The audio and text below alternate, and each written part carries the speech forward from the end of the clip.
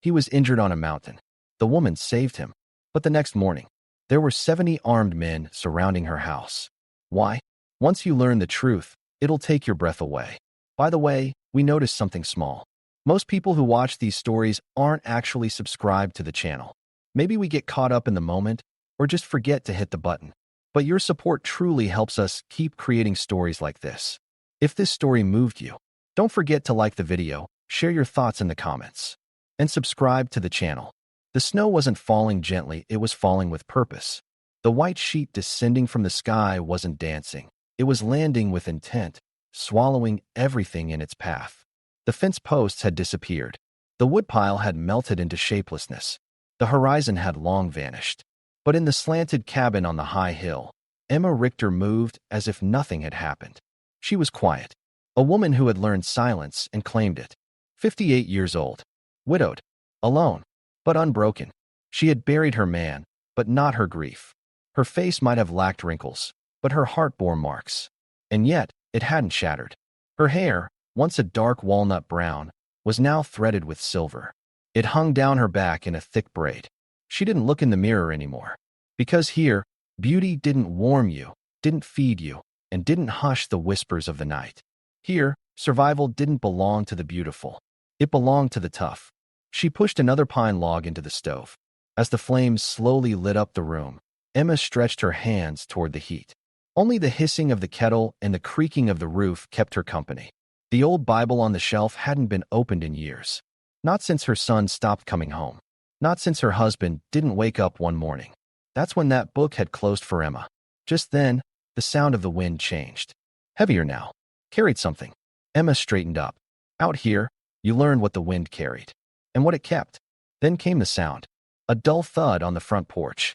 The kind of sound a body makes when it drops, whether human or not. Emma reached for the rifle. Her hands didn't shake. She slid the bolt back quietly. Opened the door just a crack. A man. Or someone who used to be a man. He was curled up on the edge of the porch. His fur-lined coat frozen solid. Blood trickled from one arm. His boot was torn. His beard matted with snow. A worn leather bag hung from his shoulder. He didn't move. Emma's instincts sized up the risk. Young, maybe mid-30s. Big guy. Even in that heap on the floor, he looked strong. But he was badly hurt. And completely alone. Water, he whispered. The voice barely rose above the wind. Then he collapsed. Face down. Onto the porch. Emma sighed. And cursed herself inside. Because once again, her mercy had won. She set the rifle down. Bent over. Grabbed his arm. He was heavy. Every inch, every movement a strain on her muscles. But she dragged him inside. All the way to the stove. Even the heat of the flames didn't wake him. His lips were turning blue. Emma warmed water. Got a basin ready. She peeled back the cloth over his arm. Cut deep and torn. Still bleeding. Must have hit a rock or a blade.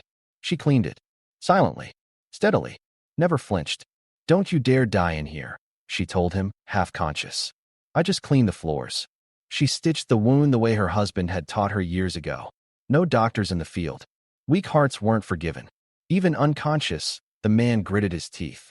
He was burning up. Emma wrapped him in a blanket. Left a glass of water by his side.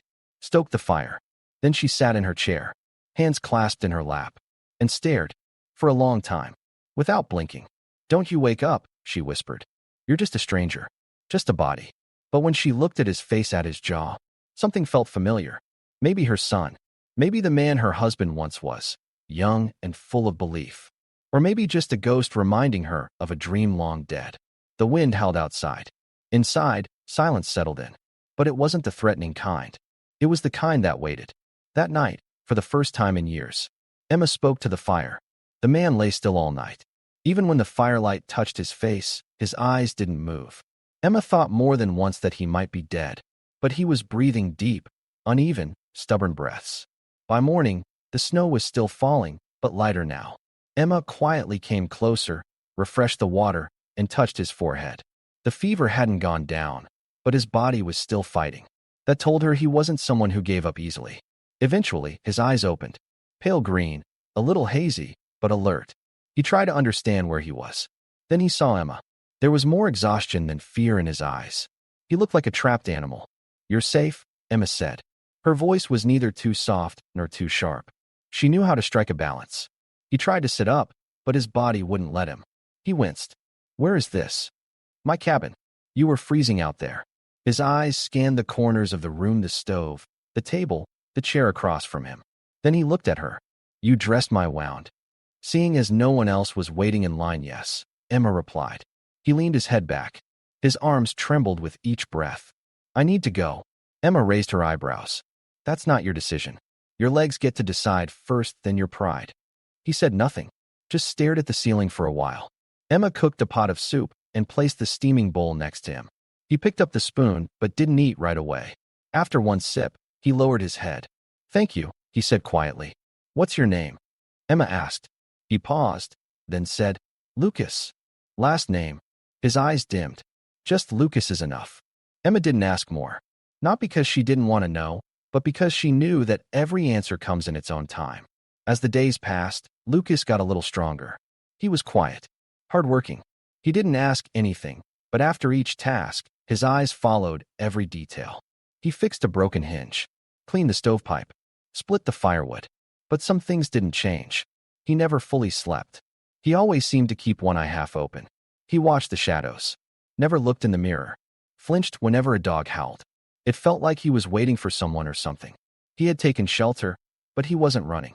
He was hiding, but not hiding himself. Emma noticed. She didn't ask. She just spoke like she was telling her own stories. Talked about the weather, the chickens in the coop, broken jars. Lucas listened, never interrupted. But Emma could tell he was listening, because one day, she caught him watching her knead dough. His eyes were on her hands.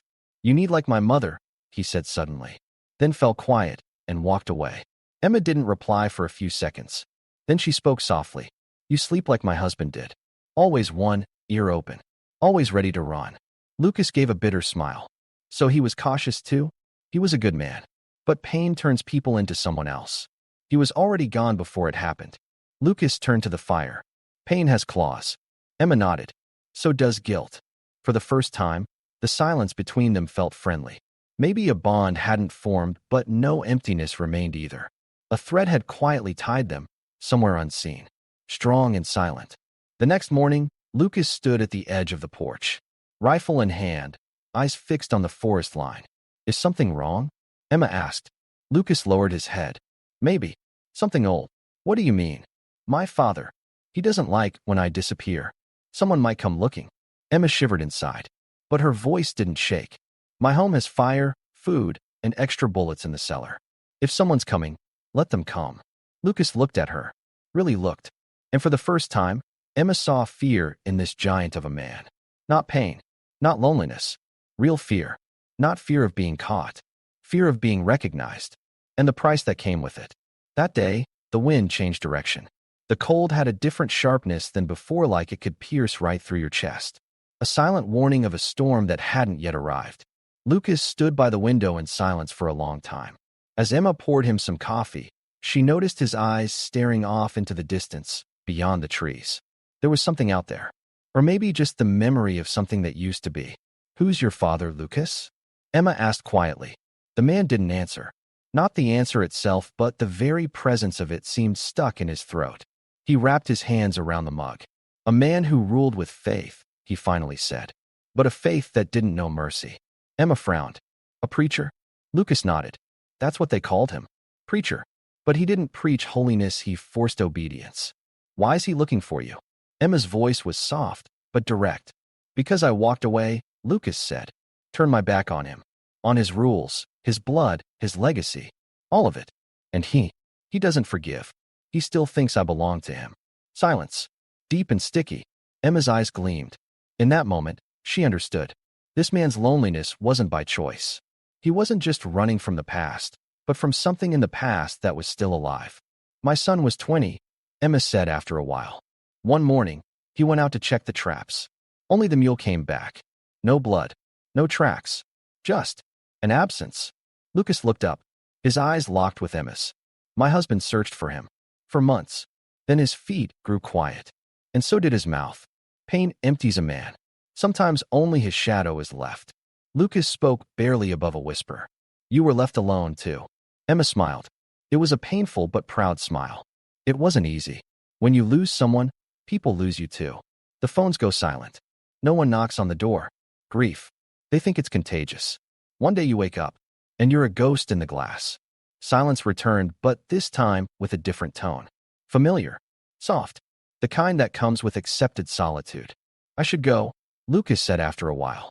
Darkness follows me into houses. Emma shook her head. Leaving won't fix anything. Where would you even go? The forest hides everything, but it doesn't forgive. My father doesn't rest. He follows the dark. If your past declares war, Emma said without blinking, then I'll be your defense. But if this is just running, I won't open this door for you again. Lucas looked at her for a few seconds, then slowly nodded. I'll stay. All day. Windows were nailed shut. The door creaked but was made secure. They went down to the cellar and counted the ammunition. Emma's hands, after years, were preparing for a fight, but there was no fear in her, only focus. Lucas was quiet too, but with every nail driven in, every board put up, it felt like he was burying his past. Step by step. That night, Lucas placed a lantern on the porch. He filled it with olive oil and lit the wick. Emma didn't ask why, but an hour later, lights flickered back through the trees. 70 men hidden in the shadows. On horseback. Silent. Terrifying. The lantern had given away their position. But maybe that was exactly why Lucas had placed it there. He won't think I'm alone, he said. Not anymore. They didn't move until dawn. Not while the fire was lit. Eyes open. Weapons ready. The enemy didn't come, but the silence of their absence was louder than any arrival. As Emma brought him tea in the morning, she asked Lucas, will they wait? They've got time, Lucas said. Wolves don't rush the hunt. Emma's hand trembled slightly on the cup, but in her eyes, there wasn't fear, there was resolve. You can go if you want, Lucas said. I'm not going, Emma said. You should. I'm not, she said again. Flat. Clear. Lucas pressed on the ache in his ribs. This place. They won't let go. To my father, everything that isn't him is the enemy. Emma straightened her shoulders. Then I'm already the enemy. Lucas smiled for the first time. A real smile. Light, and reflected in his eyes. Emma handed him another cup. They both knew it wasn't just tea. It was the last bit of peace before the storm. That morning, the sun rose late. Or if it did, no one noticed. Snow clouds had blanketed the sky so tightly, there was no line left between night and day. Lucas had rolled up his sleeves to his elbows and was hammering iron stakes into the posts in front of the barn. With every nail, every strike of the mallet, a piece of the past was being buried. Sweat rolled down his forehead, but he didn't stop. There was no exhaustion on his face, no hesitation. Emma watched him from the porch. Her shawl was wrapped tightly over her shoulders, a rifle in her lap. Even the smell of fresh bread from inside couldn't hide the fact that war was coming. Take a break, Emma called out. Almost done, Lucas answered without even catching his breath. They both knew. Some men didn't stop just when their bodies got tired, but only when their souls were spent. And Lucas, after years of running, didn't want to run anymore. By noon, all the preparations were finished. The cellar was barred from the inside. Traps were carefully hidden beneath the snow. Wires with bells hung silently along the back fence, ready to alert them of any approaching stranger. Every detail had been thought through. Still, the house looked small, the forest endless, and the enemy many. Emma handed him a glass of water. Lucas drank it in one go, like he hadn't realized how thirsty he was. Then he bowed his head. I know this land, he said quietly. They'll come from the west. The hill is dry and the trees are thick. Easy to hide. Emma nodded. Are you always this prepared? Being alone teaches you that, Lucas said. Then, for the first time, something like regret flickered in his eyes. I wish I'd come sooner. Emma didn't look at his face, but somewhere deeper into the wound, he was hiding. You came on the day you were meant to, she said gently. And I had a door that hadn't been opened in years. Lucas cleared his throat, but said nothing. Then he walked slowly to the stove, stirred the fire. As the soft light from the flames washed over his face, Emma wondered what was really keeping him warm. Was it the fire? Or the fury inside? By the end of the day, the first shadows crested the hill. At first, just silhouettes. Then shapes. Not faces, but intentions. The man on the front horse slowly broke away from the others and approached the cabin. He wore a black coat, flapping in the wind. His reins were tight, his gaze sharp. Even his horse was trained. It stood still on the rocks, not a twitch. Emma squinted, whispering, Is that him? Lucas's throat tightened. Him. The man called out. Come out, son. This isn't necessary. Blood doesn't stain snow. Lucas stepped onto the porch. Emma followed slow, careful, rifle slung across her shoulder. The cold cut deep into their bones, but she stood tall. When the man in the coat saw them, he gave a disgusting little smile and dipped his head. You've softened, he said. This woman, she's older than your mother. She's stronger than you've ever been, Lucas replied curtly. The man known as Preacher's face darkened. His eyes dragged over Emma like they carried poison. Come back. You're sick. Weak. Women. Lies. The world DV poisoned you. I'll burn it out of you. Lucas said nothing. Only his eyes replied no fear, just resolve. I spent 20 years shaping you, the man yelled. I gave you a name, flesh, bone. And this woman's going to save you? With kindness? With soup? Emma stepped forward. Chin high. I'd rather have this soup than the blessing of a toxic father. Preacher's face twisted. You poisoned him. With mercy. I made him a man. You've rotted him. Lucas stepped forward. I'm not coming back. Not ever. Take one more step, and you'll be facing a man who's not afraid of you anymore. Preacher's eyes narrowed. Then you'll both be buried.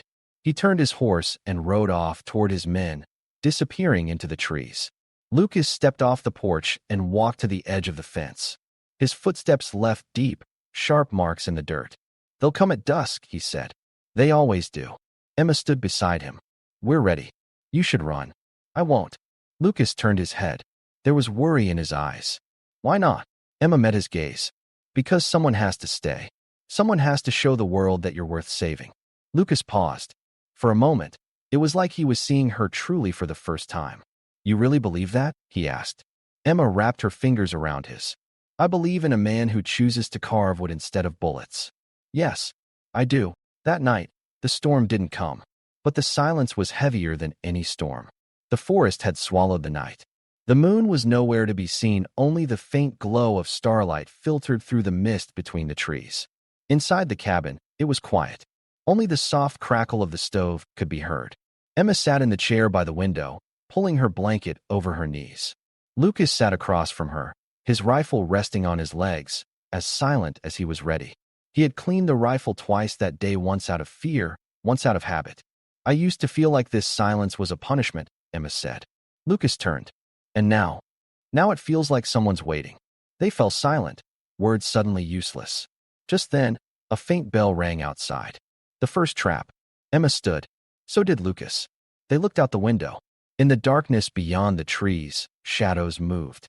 No torches yet, but the sound of boots pressing into the snow could be heard. Lucas moved in front of Emma. They'll try to draw us out. They'll want to burn the cabin, flush us with fire, and shoot us out in the open. I'm not leaving, Emma said. We talked about this. I know, Lucas said, eyes locked ahead. This time I'm not asking. He opened the chest in the corner and pulled out a second rifle. Handed it to Emma. She took it, rested it on her shoulder. She wasn't trembling. She was just ready. Then a voice came from outside. Deep, coarse. Preacher's voice. One last chance, Lucas. Come out, and the woman walks. I only want you. Lucas's hands shook. Emma's breathing grew uneven. But she spoke first. If you go out there, don't ever look at me again. Emma he doesn't speak for me. This is my decision. Lucas nodded, then slowly leaned in, resting his forehead against hers. I can't lose you. You never had me, Emma said. You didn't fight to own me. You were just honest. And that was enough. The sounds outside grew louder. Footsteps. Cracking snow. The crowd moving in the dark. Lucas slung the rifle over his shoulder. Then let them come. And they did. The first bullet tore through the night. Then a second. Then silence. Then dozens more. Snow mixed with gunpowder and blood. Lucas took aim from the small upstairs window. He hit a shadow. The man fell, collapsing onto the snow like a heavy log. Emma fired from the side window. Her bullet hit someone in the shoulder. The man staggered back, yelling. They'll flank from the left. Lucas shouted. I set a wire trap there. They'll regret it. Emma moved toward the cellar, slipping into the hidden compartment Lucas had quietly prepared that day. From there, she watched the rear window, waited for them, and they came. Two men burst from the trees, running through the snow. A wire snapped. One was flung upward, the other caught in the knee. Screams echoed off the trees. Emma didn't hesitate. She aimed. One dropped. The other crawled. Then he went still too. The cabin was no longer just a home, it was a fortress. Lucas spotted a shadow moving on the front porch. A man had jumped the fence, rifle ready, now climbing the porch. Lucas stepped back and slammed the rifle but into the man's face. Bone cracked. The man dropped instantly. Then, silence. In the middle of the bodies, a space opened in the snow, and from it, a figure walked forward. Preacher. He wasn't on his horse this time. He walked. Calm. The torchlight flickered in his eyes. No one followed him. Just him. I warned them all, he said. This path was meant for sons, not cowards. Lucas stepped out to meet him. Didn't lower his rifle. Your path was never mine. Preacher's face tightened. You are my blood. My mark. My legacy. I made you who you are. Lucas took a step closer. You never knew me. Preacher reached for his belt. But in that moment, it wasn't a gunshot, it was silence that broke. Lucas fired. One bullet. Clean. Quiet. Preacher dropped. And this time, the snow wasn't white. Silence settled like death. Then, like peace, Emma stepped out onto the porch. The wood groaned under her feet. She came to Lucas's side. His eyes stared into the distance. It's over, she said softly. Lucas lowered his head, let the rifle fall from his hands, then turned to Emma. His eyes were foggy. He was trembling, but for the first time, not from fear. He kissed her on the forehead. Thank you, he whispered, for seeing me as someone. The morning was quieter than the night. The sun had finally pierced through the clouds, casting its light on the earth weak, but there. Yet the ground in front of the cabin wasn't covered in snow. It was covered in tracks, footprints, bloodstains, a silent image left behind by a night full of shadows. Lucas woke up early. He grabbed the shovel, put on his gloves, and walked to the edge of the forest. Emma didn't object. She just sat on the porch with a blanket in her hands and watched him. The men who had fallen needed graves, not names. Lucas buried each of them, one by one. Not deep, but with care. Emma placed a stone at the head of every grave. Simple, wordless. By noon, the birds had returned, circling in the sky, as if they sensed the war was over. The snow was pure white again, as if trying to cover up the night. That afternoon, Lucas repaired the railing on the porch. Emma was inside, baking bread. The scent of fresh dough and rosemary filled the house. When Lucas stepped in, he took a deep breath. It was something he hadn't felt in years, the smell of home. As he crossed the threshold, Emma turned to him. That wasn't necessary, she said, nodding toward the porch. I needed it, Lucas replied. To fix something. He sat at the table and lowered his head. Running was easy. But after you, running feels harder. Emma handed him a warm slice of bread. A little salt. A little olive oil. The hard thing is often the right one, she said. That night, Lucas sat by the stove again. But this time, he wasn't alone. Emma sat across from him, a blanket over her legs, quietly knitting. The gentle clicks echoed off the cabin walls, like they were keeping time. Lucas took a small piece of wood out of his pocket, pine, and slowly began to carve it with a knife. Another bear? Emma asked with a smile. Lucas shook his head. Something different this time. Later that night, Emma fell asleep. Her head leaned gently to the side in the chair, soft lines across her forehead. Lucas watched her, eyes full, heart quiet. The storm inside him had passed, and for the first time, the voice inside wasn't screaming. In the morning, Emma stepped out onto the porch, coffee in hand. Lucas was already waiting for her. His hair was clean, his shirt ironed. It felt like spring, not in the weather, but in what it promised. Look, Lucas said, holding out the carving to her. It was a miniature of the woman, eyes closed, face calm, hands folded in her lap, as if she were waiting. Emma took the figure in her hand. It was warm in her palm. Like someone waiting, she said. Lucas didn't take his eyes off the horizon. So she doesn't have to anymore, he said. Because I'm here. Emma pressed the figure to her chest, then placed her hand in Lucas's. Quietly, wordlessly, but completely. As the first light of spring lit up the forest, that small cabin was no longer a refuge but a beginning. Lucas knew there was nothing left of Preacher's legacy. The fire that had broken out that night hadn't just burned the woods, it had burned away the shadows inside him too. But ash doesn't always mean the end. Sometimes it's a seed, and seeds only sprout in the darkest soil. We're just a few steps away from reaching our first 1,500 subscribers, our growing family. From the bottom of our hearts, thank you to everyone who's brought us this far. With your support, we grow stronger with every story.